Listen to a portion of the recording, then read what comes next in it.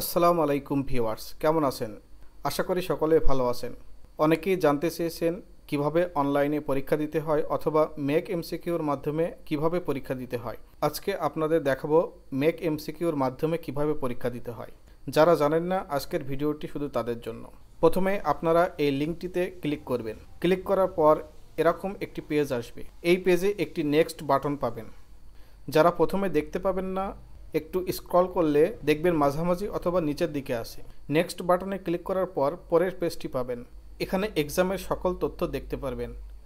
কখন পরীক্ষা শুরু, কখন শেষ, কত নম্বরের পরীক্ষা, নেক্সট পরীক্ষা কোন টপিকের উপর হবে, কত তারিখে হবে, কতটুকু সময় দেওয়া আছে, পরীক্ষার বিস্তারিত তথ্য এখানে দেখতে পারবেন।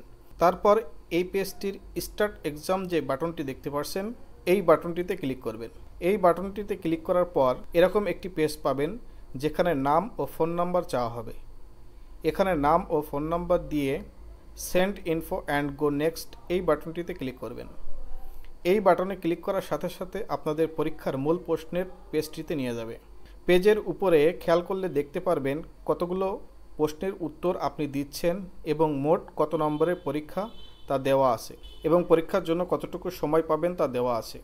এবার পরীক্ষা দেওয়ার জন্য যেটা সঠিক উত্তর, সেই নাম্বারের উপর টাচ করলে দেখবেন এমন হলুদ কালার হচ্ছে।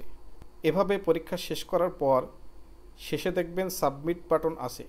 সাবমিট বাটনটি ক্লিক করলে আপনার কাছে চাওয়া হবে আপনি কি সাবমিট করতে চান, অর্থাৎ do you want to submit.